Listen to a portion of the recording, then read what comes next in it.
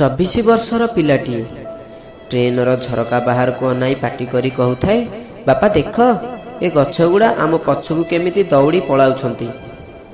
Poor कथा शुणी बापा टिके हसीदेले। तांको पाखरे आउ दुई जण स्वामी स्त्री बसी थांती। सेमाने मध्य से पिलार कथा कहिबा आउ तार व्यवहार को देखु थांती। से समय रे पिलाटी आउ थरे पाटी करी कहिला, बापा देख ए बादल गुड़ा केमिति आम सहित चालुछंती। ए कथा शुणिया पर पाखरे थिबा स्वामी स्त्री जनक से बुढ़ा बापू को कहले, आपणक पुओ को गोटे भल डाक्तरंक पाखरे काहेकि देखाउ नाहांती। सेमानक कथा शुणी बुढ़ा बापटी टिके हसी देई कहिला, आमे वर्तमान ही डाक्तरखाना रु फेरुछु। मो पुओ जन्मरु अंध थिला, से आज ही तार आखि फेरी पाइछि। बंधुगण, दुनिया रे प्रत्येक लोकंकर निजर गोटिए गोटिए कहानी अछि।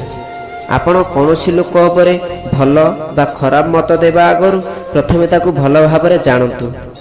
बंधुगण, वीडियो आपन को भल लागि थिले लाइक शेयर कमेंट करंतु आउ आम चैनल को सब्सक्राइब करंतु आ पाखरे थिबा बेल आइकन को दबे दियंतु, जा द्वारा सर्वप्रथमे नोटिफिकेशन ता आपण पाई परिबे।